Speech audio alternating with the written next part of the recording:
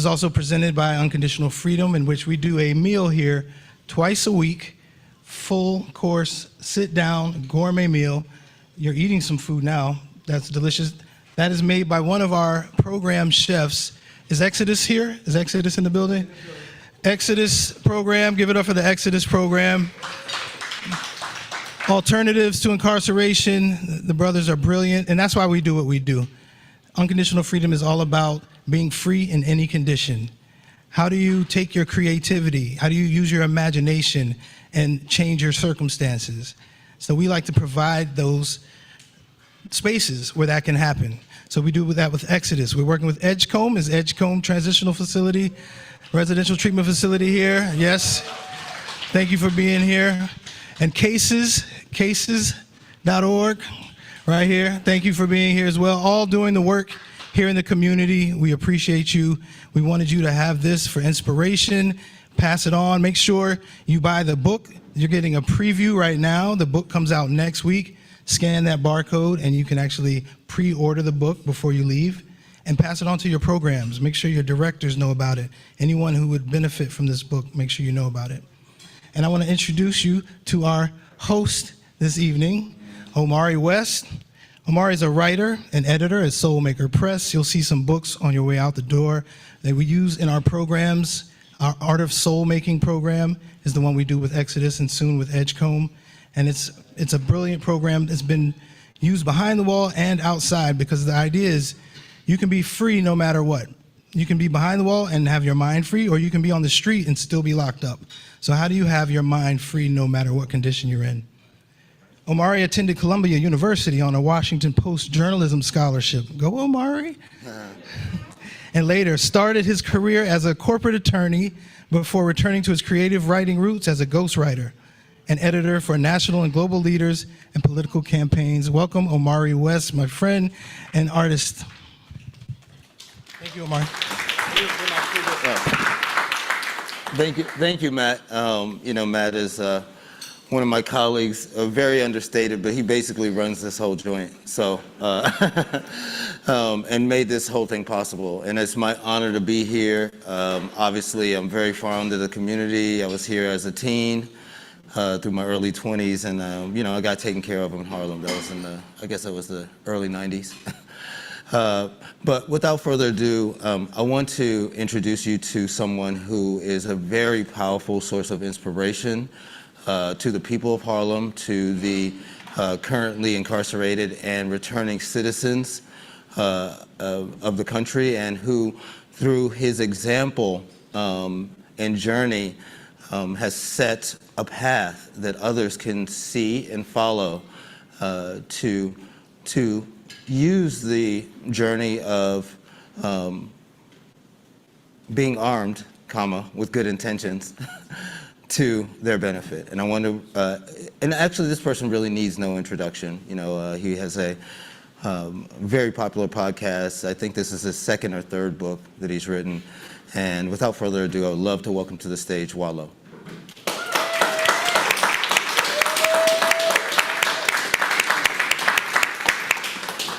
How are you, sir? Good to meet you. So we'll take it easy. I know this is probably your fourth or fifth event of the day, so we won't take it too hard. But I wanted to just welcome you to Harlem, especially to this venue where I think your message, especially in this book, and will resonate with the community, and people throughout the community can resonate with your messages. And one of the things I think, a couple of the themes that stood out in the book really clearly was your creativity and how that creativity is tied to both service and ownership. And some of the examples, of course, your experience making the peach tea with your great-grandmother. Yeah, nanny. Yeah, with your nana. And then some of those other experiences. Would you care to expound a little bit about, sort of what are the motivations behind your creative inspiration? We come from a place where we gotta figure it out. The ghetto, the bottom. I always was the type of person that I always held on to my imagination, even going to prison. I think that's one of the things that helped me coming out of prison after all them years. It was like, you go to prison, And sometimes it frees your imagination, meaning it fortifies your imagination because you ain't got to be out here living everyday life. Life will beat your imagination down. It'll deteriorate your imagination when you're going through the ups and downs of life and you losing things, not going your right. You know, and that's why certain people, they get a certain age and they abandon their dreams. Right. Because they say to themselves, oh, I can't do it.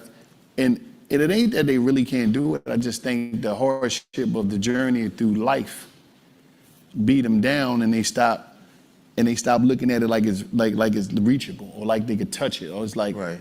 You know, but me being in jail for 20 years, it was like from 17 to 37, it was protected. Right. Because a lot of times they say, you know, when people first come out of prison, they have that prison glow. You know, they're very healthy. They've been working out. Yeah. And there is something to, you know, so being beaten down by life, you know, getting on and off the subway, going to work every day. That helps that can sometimes, you know, beat us down. But that's not to diminish, you know, the challenges of being in prison. And I think, yeah, one of the things that you talk about, you know, even beginning, you know, with your Nana was, you know, that, you know, facing the darkness around the house with all the cats. And then, you know, that translating into some of your experiences in solitary and the people who couldn't hack it and, you know, went mentally, mentally insane, as well as, you know, some of the choices that you had to face in terms of facing your own demons. Can you explain something about how you use solitude to both, you know, fortify yourself and, you know, stoke your imagination? You know, when I was in prison, you know, because I spent, you know, 5 years in and out of juvenile since around 11 and 17. And then when I was 17, I got sentenced to a total of 19 and a half to 52 years. So I always, like I was one of them dudes that I got sort of like institutionalized. So I was able to deal with it in a different way. You know how once you get, you know, if you've been to prison before and you keep going back, you know how to bit.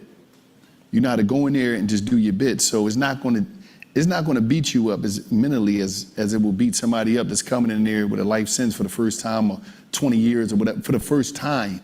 It's a little different. So I'm in there and I'm seeing people really go off the edge. Absolutely. And I'm talking about like psychotropic medication. I'm talking about homeboys I knew in the street will walk by me in the yard, don't even recognize me no more because they so gone. I just always protected myself. I never went to the psychs and none of that because I knew they wasn't on our side. And I never was on that game. I was always the type of dude that was like, I'm gonna figure this shit out. Gotcha. But I'm gonna do my time, and I'm gonna do this time every day in a different way. Like I'm gonna just read, educate myself, work out, work in the kitchen so I get access to fruits and vegetables and keep going from there, you know what I mean? Yeah, it's interesting because, you know, I think, you know, you talk about how the law library was always empty, right? Yeah. And, you know, everybody's talking about they're gonna get their freedom, but nobody seemed to be really studying or very few people seem to be studying or working towards their freedom. And that process of institutionalization where it becomes too normal, because you said, okay, you get used to the return, to the routine, you learn how you do your bit, but you know, you also talk about how you asked to be placed in a cell where your cellmates were only the people in transit, and so that you wouldn't get used to the, And the reason because of that, because I became like an interrogator, and that was the only way for me to get sidewalk therapy, because if I got a transit cell, instead of a cellmate that's long term, every week or two, somebody else coming and just coming straight from the streets. So I'm sitting there and I'm asking them 1,000 questions. Damn, yeah, what's out there? Damn, what they wearing? Yeah, when you went on a vacation, you had what's a debit card? What's this? What's the type of phone? Like, and you ask them, I'm just asking them all these questions. I had a thing called the Book of Life. I just write shit down. And I'd just be sitting there all night, and they come in, damn, what you need? Some cosmetics here, man. Commissary here, man. And I just was in exchange for me interviewing them and them telling me about life. That's all I wanted to hear about. Damn, you went on vacation? Where's vacation? Where did you go at? You got on a plane? How did you do that? How did you, I mean, what hotel? Like, I would ask 1,000 questions. And the only way for me it was like something, it was like, that was the only way for me to be outside while being inside. So by 2 weeks, I didn't ask them any question possible, so I'm done with him. So I go to the next person. So by the time the next person, you know what I mean? They come in, they got some new stuff, you know? So it was always just the newness and trying to figure that out. Right. So you figured out how to do your routine, but you never accepted it as being comfortable or being the only thing that you would experience. You were always seeking feedback and more. Because everybody that came, they had a different story.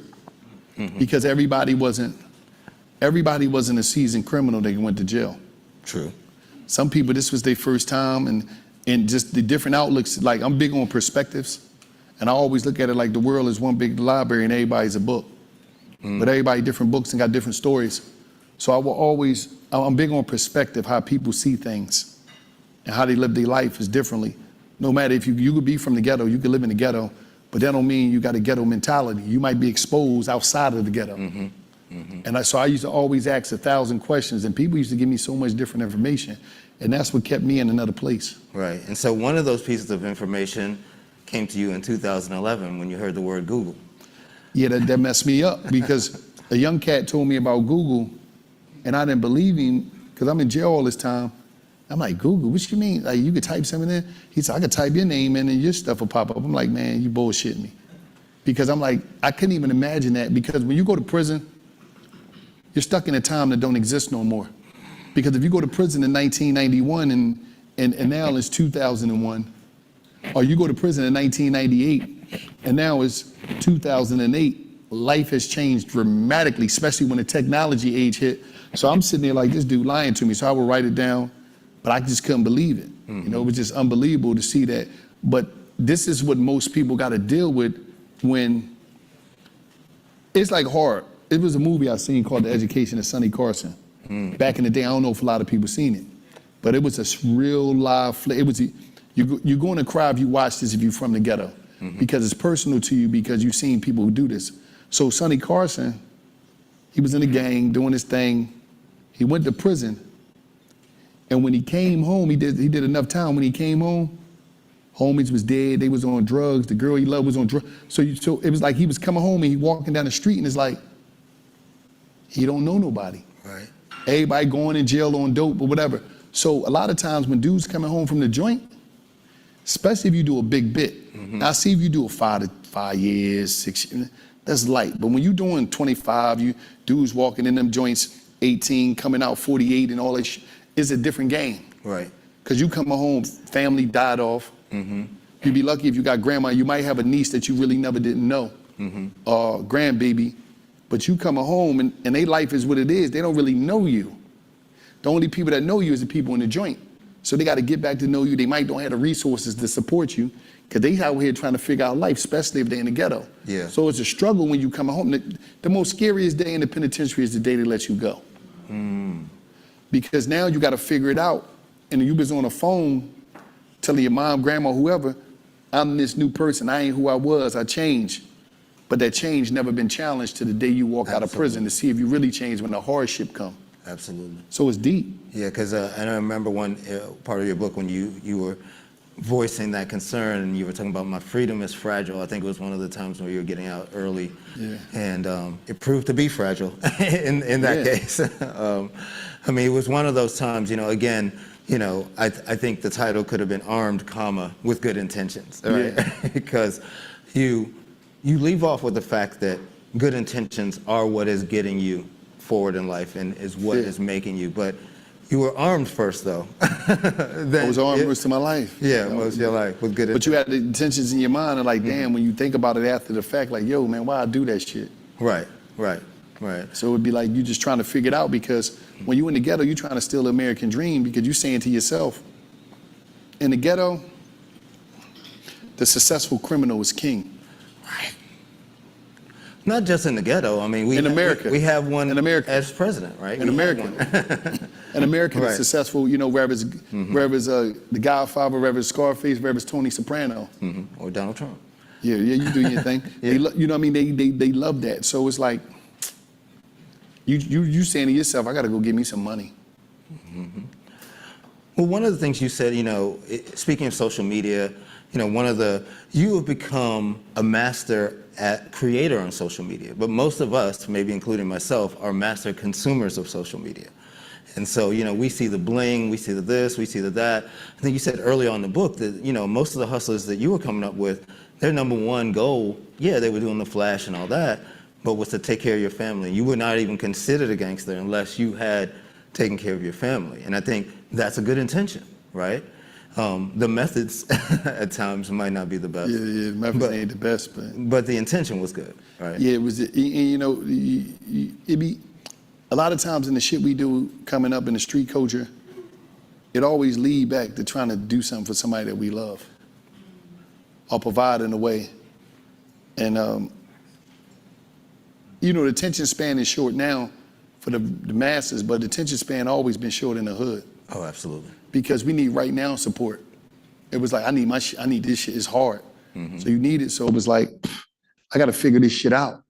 Right. You know, I went out every day because when I was sitting on the step as a kid, and I always tell people this, the only people I saw get respected is the dude that was pulling up in that Benz with them to go with their gold chains on and the pinky rings. And he was coming to get the most beautifulest girl in my neighborhood. So I'm looking at him versus Mr. John that's coming from work all beat up because he a plumber. And Miss Brown, Miss Green, Miss Jackson, they spoke to the drug dealer that pulled up in the Benz. Hey, baby. They ain't speak to Mr. John that was walking by. So I said, I ain't never trying to be Mr. John. Right. I'm trying to be homeboy. He had them diamonds and the pinky rings. He got that pocket full of money, that loud music banging out that Benz with them gold rims. I need that. Because in my community, he was Superman, not Mr. John. Right. So I think it's interesting, you know, when we look at, you know, how your community informs what status is to you. Yes. I think you've changed completely 100%. Because right now, you could obviously be dressed like that if you wanted to. Oh, without a doubt. Right. But I think you have, you know, gained an internal sense of value. That yeah, wealth is important, but why is it important? And by what means is it important of gaining wealth? We always been educated that wealth means security. And do it? Yes. Right. Because the thought of being able to pay your bills, your mama bills, your sister bills, your woman bills is different. Right. It hit different. That security where as though you can sleep and you don't have to get up every day thinking about that shit. So at the end of the day, you know, you have some people that say, oh, money isn't everything. I understand that. But find out at the first of the month if you ain't got none, what the fuck it is. Right. It isn't everything if you have it. I laugh at people that talk like that because I'm just like, oh yeah, that shit sound good. Right. Don't have that shit when the landlord come through. Right. So you decided, you know, you didn't say, oh look, you know, getting money is a bad thing. It might have been, and I think you made a rational decision because at one point you did the math. You divided up the proceeds from the robbery that got you the 12 years by the 3 perpetrated, divided it by the number of days and hours, and as working a job, you would have got paid, what, 1/10 of a cent an hour? Yeah. Something like that? So it don't make no sense sometimes. You got paid 1/10 of a cent an hour. You know what I'm saying? But you don't look at that because you just like, I need some fucking money, man. Right, no. Ain't nobody thinking, before you go rob some shit or sell some dope, you ain't thinking about, man, I'm gonna go to jail. You thinking about, damn, I get this money, I could go take care of these bills, get fly, take girly out. You think about all that shit, you know? Right. So the immediate gratification is everything. Is everything in some context. But I guess, you know, when you're sitting down for 17, 20 years without access to instant gratification, you get a chance to consider that philosophy, right? Man, you consider a lot when you sitting down all that time. True indeed. You know? Yeah. You think about, man, you find yourself, your mind, especially if you can maintain your sanity, you know what I mean? You just think about a lot of shit. Yeah. Man, you just think about all that time of what you could have done versus the dude that was the square in the streets, how he living his life, built his credit, got his life together, took his family on trips, got a home in the county somewhere. You like, damn. Because you call it home, you're like, damn, what's up with Raheem, man? Raheem, man, he got married, man. You know he moved out. We used to look at Raheem like he was a sucker. Absolutely. Raheem was a sucker going to school every day when you was standing on the corner. Raheem had, you know, them Bobos on. Absolutely. So you like, Raheem then won though. Yeah, he won. So you coming out 20 years later behind a fucking 8 ball, this dude got his life together. He sent the kids to college and and everything. You know? So it's deep, man, but you know, the risks that come with, you know, just living, coming from where we from is deep. Right. Choice is yours. Right. So I read some of your juvenile criminal reports. Oh, right? They was crazy, wasn't it? It was. One of the things is I think you were I guess, accused of being a follower at one point, right? And I think, obviously you've transformed that, but like, one of the things I wanted to get back to is, I didn't really see it that much in terms of reading your story. I saw that there was a void of a father figure. And I wanted to touch on a couple of things. One is that how you found mentors, first Karate Earl. Earl was a legend. Yeah. And then I think the other mentors were all prisoners or incarcerated with you, but they had something to give you. Maybe not $1 million worth of game, but at least what they had.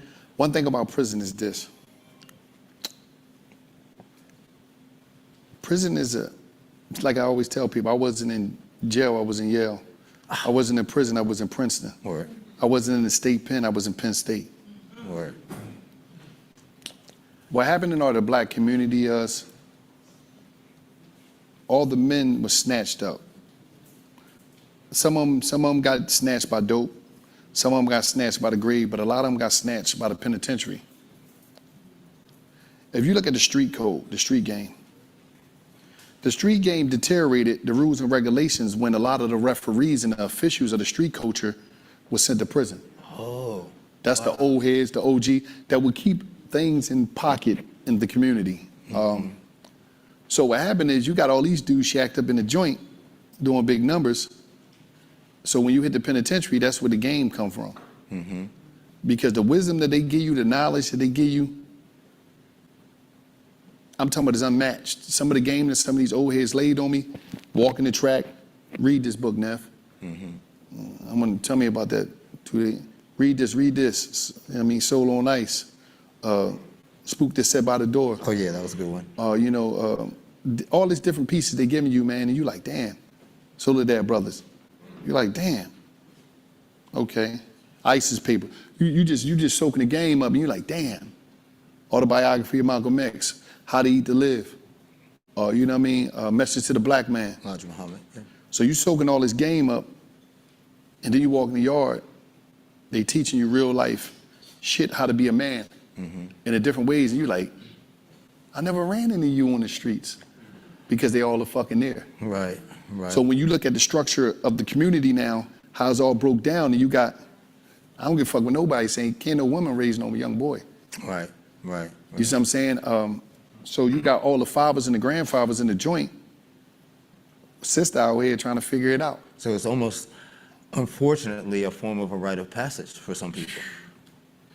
I'm one of the dudes in the history of life coming out the joint. I'm one of the dudes that soaked so much game up from the old. I'm talking about, I'm dealing with dudes, OGs that was top ranking as top. I'm talking about head of security for the Nation of Islam back in the day that secured Malcolm X and them. I'm in the penitentiary with these type of cats. Philadelphia was the major security arm for Nation of Islam back in the day. Absolutely. So a lot of them dudes in the penitentiary in Pennsylvania, so I'm around some of the top boys, and they giving me top flight lessons and teachings about life.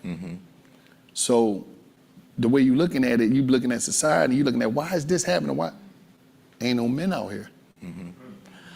So another thing I think, is that a lot of people, so prisons serve a role in society where we discard people that are either too powerful and dangerous or undesirable in other ways, which makes them a great resource, actually, which makes people who are, behind bars, something that a source of energy that we should embrace as a society.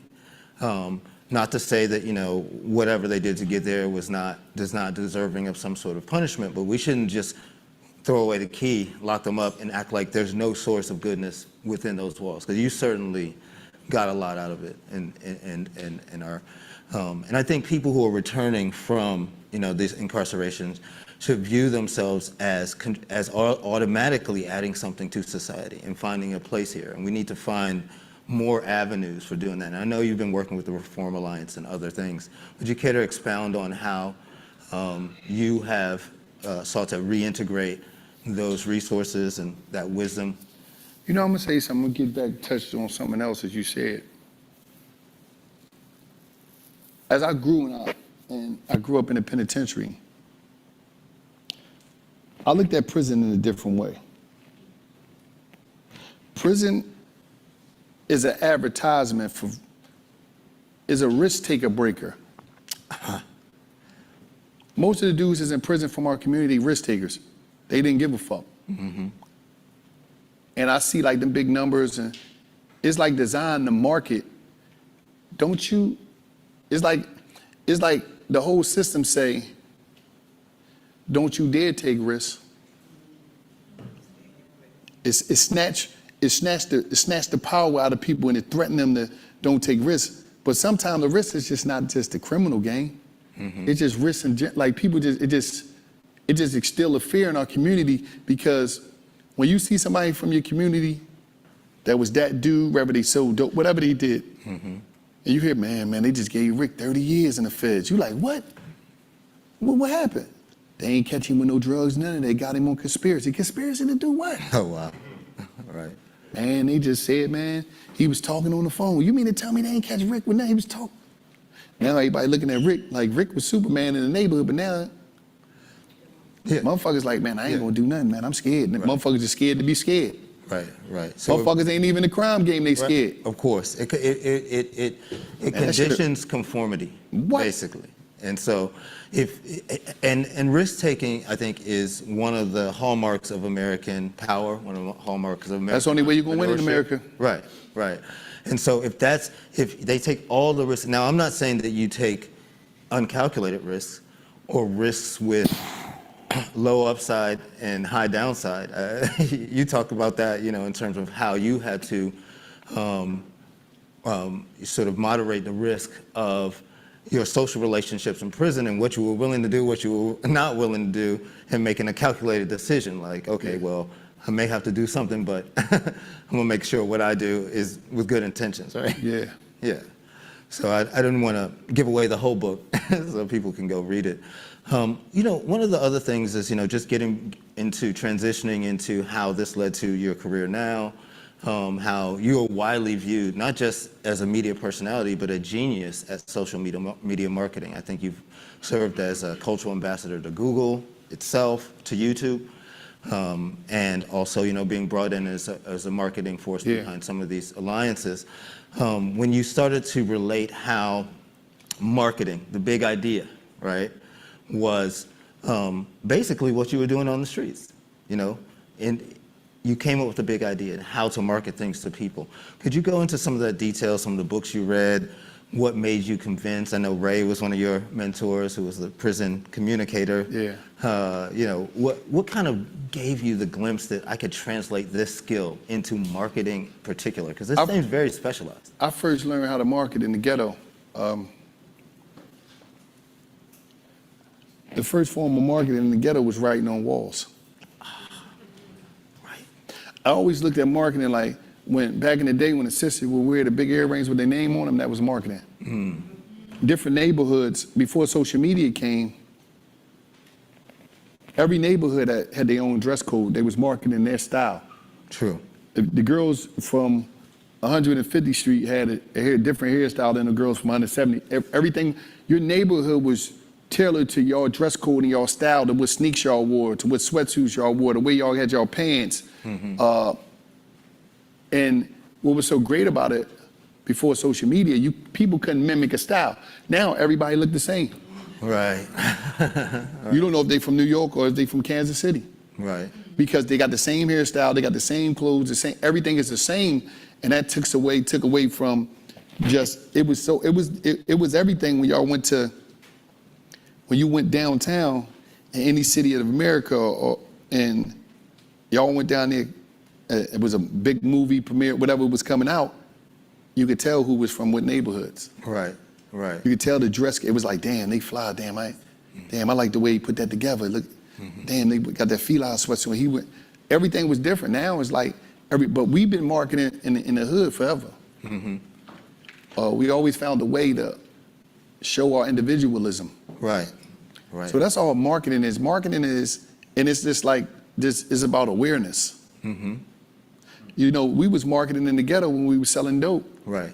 I got Batman bags. I got blue top. Oh, right. So everything is marketing. We know how to naturally market. Sometimes we market the wrong things. But one of the things you mentioned is that the idea of being a hustler was marketed to you by the image of the guy with the Benz and you know that. How does marketing impact some of the choices, maybe the poor choices that people might make? Number one, marketing can be good and it can be bad. When I was young, what I realized from that marketing was that nobody got a stronger influence in the black culture than women. And this is why. Women tell you who you gotta be in order to talk to them. So a woman be like, I told my homegirl that she be telling us, boy, Jerome, you better not do this, you better not sell drugs, you better not do that, third, boom, boom, boom, boom, boom, boom, boom, boom. Keisha, all you talk to is drug dealers and niggas that get money. So you telling me how I gotta grow up and live, or you telling me how I gotta get you too. Right. But you're also telling your son who you gotta grow up and be. Oh, that's deep. Okay. Yeah. And then you telling your daughter who she gotta be, because your daughter gonna grow up to tolerate, to deal with whatever she seen you tolerate. Right. She seen you deal with niggas that got money. So in the culture, the women is the most influencing shit we got in the black culture, even right now. Right. That girl on Instagram with that fucking body, she's showing you what you got to do to be able to get her. Absolutely. So you gonna go get that fucking money by any means necessary. Right. So I mean, you just broke it down on such a basic level, and this is something that people study at the Princetons and the Yales. You know, you can get an MBA in marketing, right? You probably get a PhD. See, but it's a difference because you can't teach what you don't know. You can't lead where you don't go. It's cool to read a book and get a piece of paper, but, and I'm not saying this in a wrong way. Yeah, you got that paper. Yeah, you got that what's name. But how many of them motherfuckers that got that paper and that what's name actually did that shit? I did it in real time. Right. Like how many people really did it and really doing it and really bringing in millions or really could, that shit cool on paper. It is. It's one thing. And then you got a professor that never owned a business in your life. Right. But you're a business professional. They market you on the idea that they're a professional. Yeah, what made you an expert? I got this degree. You know what I'm saying? So it'd be a lot. Like, what brand did you build from scratch? You see what I'm saying? They should fucking had Dabber Dan at Yale and Harvard teaching. Oh, absolutely. He did it from scratch, from the ground. So you got to think about that shit. So it's like a lot of this stuff, like we just naturally do shit, man. Right. But we just got to tap into realizing who we are. And until we realize who we are, we ain't gonna never, you know what I mean? Everybody else know who the fuck we is. Right. But it's interesting how you've mastered this particular tool, especially since how you mastered it. I mean, you were in jail for at least 6 years before you got, from 2011 when you learned what Google was, studying, building, using the hotspot to build with your cousin Wallo, all the blueprints and plans for getting out. And then you come out, you basically tell the world your first video, shot on an iPhone, right? Saying, okay, here's my $1,000, this is what I'm worth right now. You know, this is gonna be $1 million, this is gonna be $100 million. You know, just to have that confidence and that conception, you know, with just this tool. Most people think they need a degree or they need a high-end camera or they need, you know, some kind of advanced certification. I think it was me growing up, and the fact that I got a satellite in my pocket was one thing. Like, to be able to have this, it's like, man, I look at this like millions of dollars and shit, you know what I mean? Because I know what I could get, because I ain't had that. Then I look at it like, who I'm going up against in the free world, a bunch of prisoners. There's more people locked up in the free world than there is in prison. Wow. People afraid to fly. I'm the motherfucker that jump out of the plane off a bridge with no parachute. Because I don't care. See, it's a difference between me and a lot of people. A lot of people is prisoners of people's opinions of them. Wow. You like me? Of course you do. Of course, you know, I appreciate it. If you don't, fuck it. I don't care. Right. It seems very interesting coming from someone who has mastered the art of social media, because that often is a popularity contest. But But no, it's popularity to its extent. You got to stand this. It's 8 billion people on the planet. I don't need everybody. Right. You just need your people. Right. My people, like, you got to think about it. I got my people. Like, Everybody ain't listen to Michael Jackson on the planet. Right. Everybody ain't listen to Jay-Z. So, So I think authenticity then is one of those commodities that's kind of underappreciated, whereas everyone's trying to market to what they think someone likes, but they're not trying to market themselves to the people that would naturally. And I've heard you talk about this on other podcasts, and people say, "Oh, I want to do a podcast," and you're like, "Well, why do you want to do a podcast? I mean, who are you?" What like at the end of the day, we live in an environment where as though everybody do it. All right, I gotta wrap it. I gotta go to this next stop. But we live in an environment where everybody want to do what everybody want to do, but I ain't everybody. Right. See, one thing I know is this. I know my strengths and I respect my weaknesses. I know my strengths and I align with my weaknesses. I know my strengths and I hire my weaknesses. The issue in our community now, social media lied to people.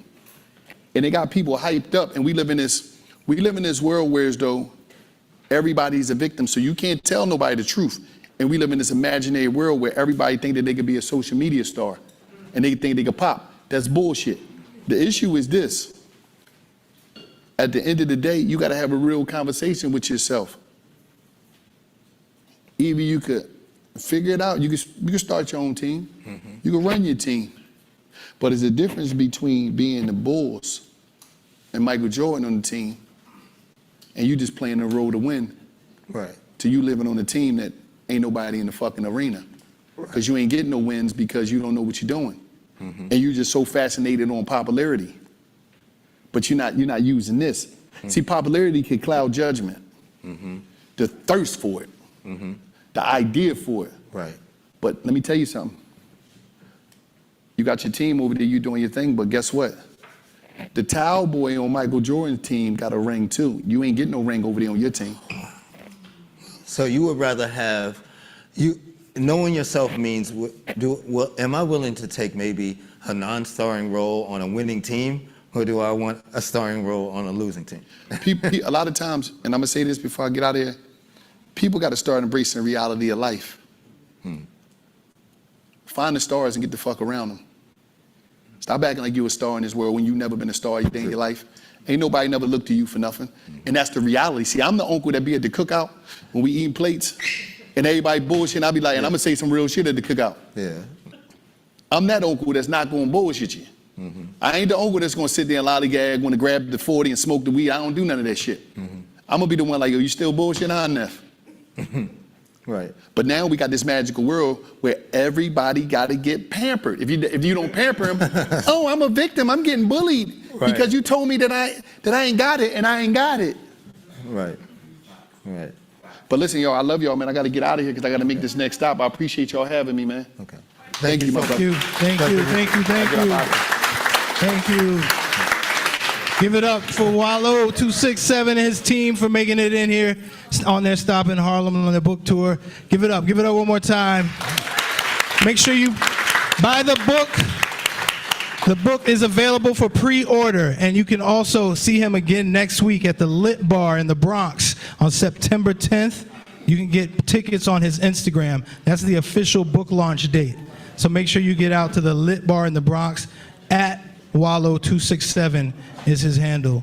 And for everyone that's still here, make sure you check out Ladies of Hope Ministries over here on the right. And Topeka Sam's crew. We are here every Wednesday and Friday. For anyone in here, just come eat. The food is delicious. You can have food at home, that's okay. But you can have gourmet, sit down, 3-course meal here for free every Wednesday and Friday because we love to do it. 5:30. Tell everybody there's a flyer in your seat. There's a flyer. Take some with you to your community. Tell anyone who wants to eat to come. If you want to volunteer, if you're looking for service opportunities, we have those too. You can come and serve the tables. And if you're looking to actually just donate, you can do that too. See it on the card. Omari? So I know we didn't get a chance for a question and answer with Wallo, but if anyone's interested, maybe we could just have a group discussion. People offer their reflections on what was discussed and maybe just have a little bit of a dialogue for the next, 15 minutes or so. So if anyone wants to share, maybe, Mike and Matt could, anybody, any impressions on what, Yeah, hi. Wow, thank you, Matt. Thank you all for bringing the brother here. I just wanted to let him know that I appreciate him for showing up and being a contribution. And I'm sorry we didn't have an opportunity to exchange with him, but I was thinking, given who he is now, if there was anything that he would have changed about the last 20 years, because he is, that experience has made him where he is today, but he might have had a different answer. Maybe there was some that he would have changed, but freedom is fragile. That's one of my takeaways. Freedom is fragile, yeah. Thank you. Thank you.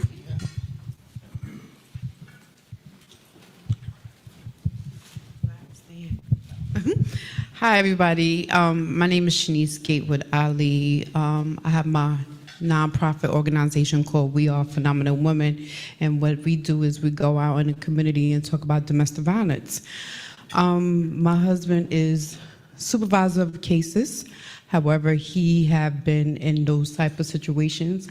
I just want us to understand that by him sharing his experience, I have sat in so many different people workshops and discussions because my husband is also a part of the board, BARD. And I have heard women and men who gone through these type of situations. And I want us to understand we need to stop judging. Don't judge no one who gone through this. Do not look at them and say, you know, all the little weird stuff that we would say about someone who's gone through this. It's real out here. You never know when something can happen when you could get locked up. True. I actually got locked up myself because some people was in my house and I kind of like wailed on their behinds and I got locked up. But at the end of the day, we got to stop judging people and say, you know what, you out now. What can we help you with now? Because a lot of them don't have the resources. A lot of them don't know if they're coming and going. They don't know. They just don't know. I work in Lantern Community Services. I'm the employment specialist, and I take my clients, I don't care if you're 50, I take you back from the time you was 19 and help you build your resume, get your clothes, build you up all over again. And that's what we're supposed to do as a community, help build them back up and stop being so judgmental of the people who gone through what they gone through. Thank you. Peace. Thank you.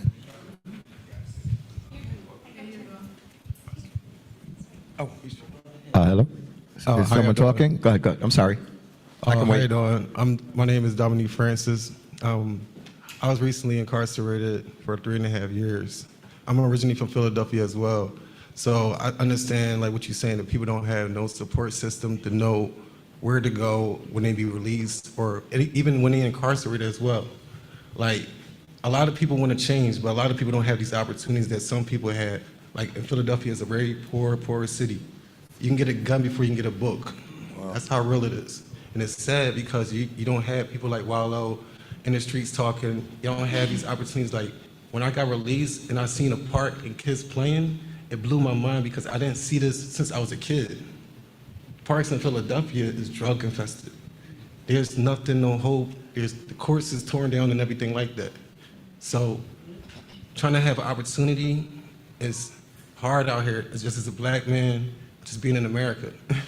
You know what I mean? Like, I tried to go to school when I was in prison, and I did.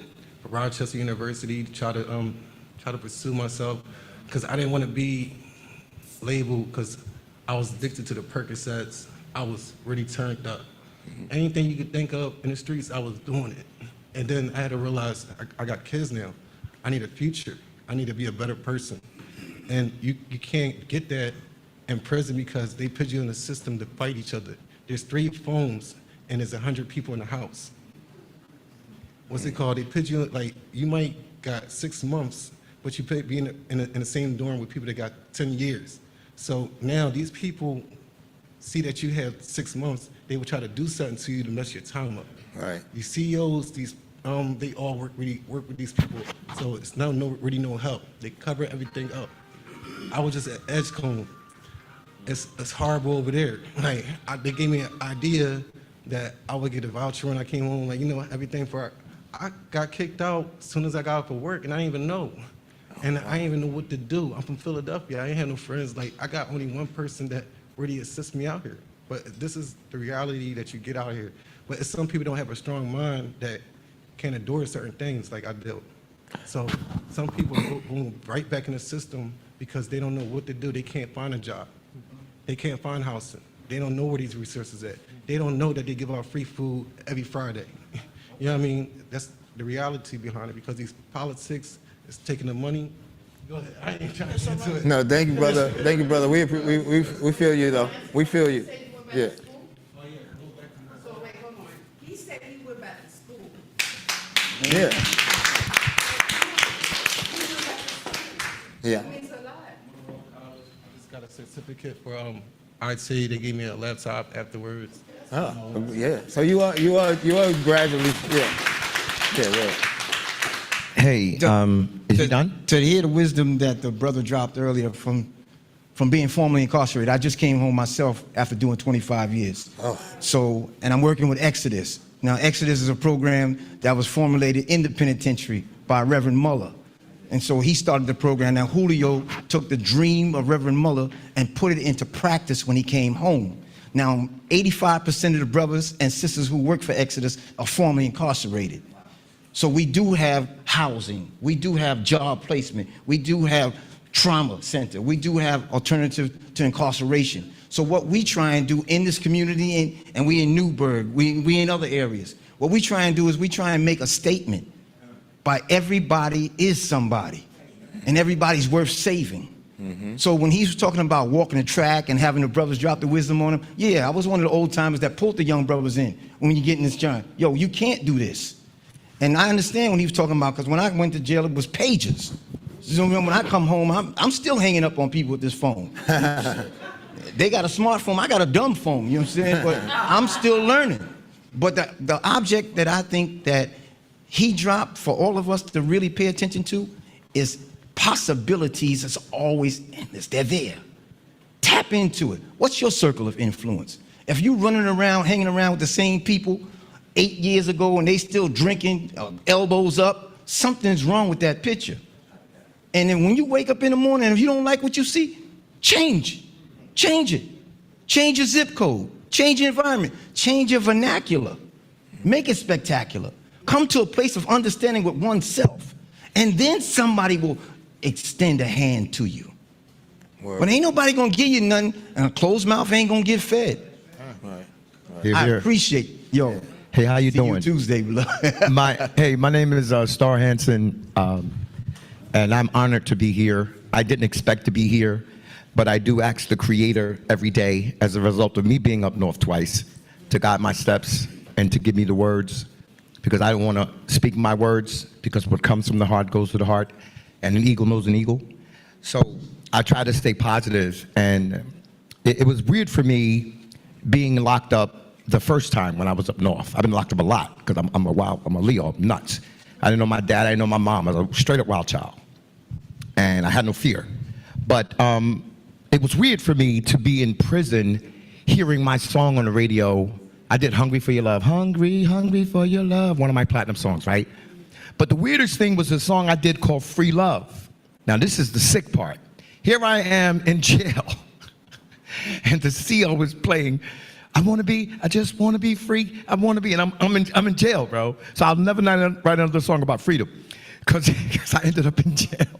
But the point is that I'm so honored to have embraced who I am. Knowing who you are is one thing, but to embrace who you are is something else. And I've embraced who I am, and I realize that it's not me, it's the God in me. And when you let that light radiate, you will never fail. God don't know how to fail. This dude told me, yo, I don't believe in God. I said, yeah, design air, tell me how it works, and then breathe it. And then I'll get on my knees and I'll praise you, period. Gotcha. That's a fact. But places like this, and he was talking about I'm so glad you spoke, brother, because I'm getting ready to start working with you guys next week. So I'm real excited about that. Very excited. And I've been back and forth to jail, 5 certifications, college, coming out of jail, stealing cars, going back to school. I was nuts. Seriously. But I'm so honored because I just feel like I'm where I'm supposed to be. You know, it's a good feeling. I can't explain it. It's a good feeling to just know. You know, not about the talk. I'm not a talker. I'm a Leo. I'm a doer. And it's not about the talk. It's about what feels right. And when it feels right, run to it. When it feels wrong, run the hell away. That's simple. Wow. The possibilities, like you said, it's all about possibilities, correct. But it's got to feel right. Because not everything that you know, what's the saying? Everything that looks like gold ain't silver ain't gold, something like that. You know what I mean? The illusions that a programmed society going against us because of our financial status, not color anymore. It's not about color anymore. It's about financial status. Because that greed demon is no joke. Mm-hmm. It doesn't care. But we are stronger if we humble ourselves and allow the God within us to illuminate, to radiate, and control what we do. I'm talking too much. But the point is, that's just how I live my life, man. And I will not deviate. My daughter, real quick, Spinnerella is my ex-wife from Salt and Pepper. We have a daughter, and her name is Toy, Pamela Toy. And she's been in prison 21 years for being raped, defending herself, and they locked her up. So now we're looking forward to her coming home. But what I'm saying is that not everything, like, I think that, I know this is gonna sound really selfish and weird, but I think her going to prison saved her life. Oh, yeah. Because she was so busy trying to be like daddy, you know, like she was. So I'm not angry with God. I think he saved her life, personally. And I gotta look at it like that, because if I don't, I'll probably go nuts. Yeah. Anyway, I'm done. Well, but lesson taken. We are where we're meant to be. Yes. Yeah, I think that is, we have time for one more. We have one, yep. How you doing? My name is Daniel Jones. Everybody breaking it. My name is Daniel Jones. I'm from Workforce One in the Bronx. I've been teaching classes all day today. So I came in, me and my colleague, we got off work, we jumped on the train. I said, we got to get there, right? So Thank you. Thank you. I was incarcerated for 20 years in the feds. I came home in 2020. Today, I'm a career advisor at Workforce One, where we actually do employment for, thank you. So, you know, everyone tells me at work that I got a unique story. So I was in the Navy for 15 years, and while on active duty, I was indicted for a drug crime, for a nonviolent drug offense where I was sentenced to 33.5 years. So as a first-time nonviolent offender in prison for 33.5 years, I had to figure things out, figure it out quick. So the first thing I did was try to fight my case, and I lost. And then the next thing I did was I figured out how I'm gonna start helping people. So I started teaching GED classes. I went from GED classes to anger management, from anger management to self-improvement, from self-improvement I started working in the psychology department. I was a suicide cadre helping inmates that were attempting suicide. I was working directly with the psychology department. I earned 2 undergrad degrees while I was in. Whoa. And then after that, I winded up being released from prison 5 years early due to COVID. Came home, and my case manager in the halfway house told me I needed to go to Workforce One in the Bronx in Fordham Road.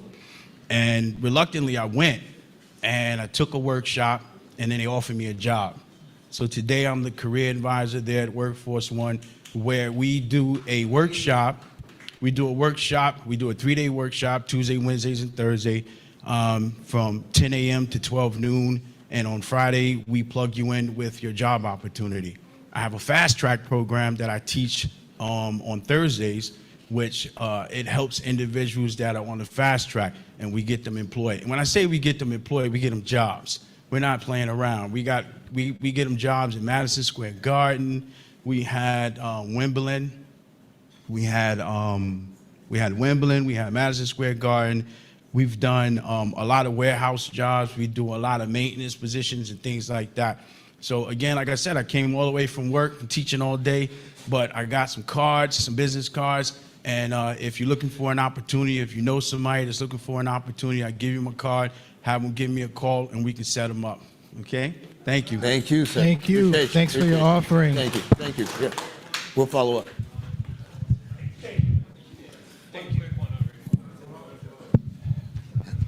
Hello. I'm sorry I stood up, but I'm going to share a very personal story. I'm in college full-time right now, and I can't tell you how many times, as an African-American male who's over 50, I will raise my hand and I will be polite, and I will not be seen or be heard. And I'm inside of a church, and this brother saw me, and he allowed me to be heard. And I can't tell you what that represents. It's not about me. I wanted to share my story because my story is personal. When we talk about incarceration, I haven't been up north. I don't know what that is. I know I've been in jail. I know I'm gay.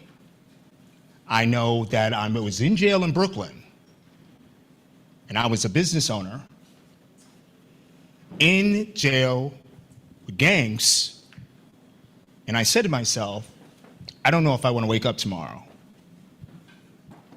because I didn't have value.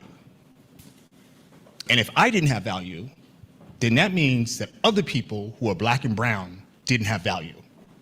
I felt like the story needed to be shared because I was so angry that I took my Bible and I threw it against a wall and I cursed. And I said, God, why do you have me here? If you exist, answer me, show me. Why am I here? I don't deserve this. And I say that with intensity because it comes from the bottom of my heart. New York State does an amazing thing. It makes a lot of money off of locking up black and brown men and women. And it doesn't mean my Caucasian brothers and sisters are denied. It's just that the privilege is not extended to them as often. Note my sarcasm. So, being the grandson of an illiterate man who had land, who had a business, and who had a home, he used to drive in Boston to the Boston Fish Pier in a station wagon. And the fishermen, who are usually in a union, who are usually Caucasian, would come in on the boats and would throw the fish on the pier, boom, boom, boom, boom, boom, because the fish on the top couldn't be sold. That fish was not considered as good, or it was older, so they would get rid of it and let the seagulls have it. And there was this 300-pound black man with Jabra in his hair, which used to straighten his hair, you know, the relaxer, running in his white shoes, picking up fish off the fish pier, throwing it in buckets, white buckets. He used to immediately throw ice on it, put it in the back of his station wagon, and drive around. I'm going to relate that back to my story in a minute. Because when I asked God, why am I in this position? I looked at those black and brown men and I said to myself, I don't see criminals, I see value. And the reason why I mentioned New York State is because I thought in my mind, enslavement, criminality, foster care, mental illness, these are all things that are used to identify, for lack of a better word, and control people. And once you malign someone and put them in those categories, they get looked at differently. And I'm looking at all this talent, and the brother just justified what I saw. So the only thing that kept me alive, and it was the,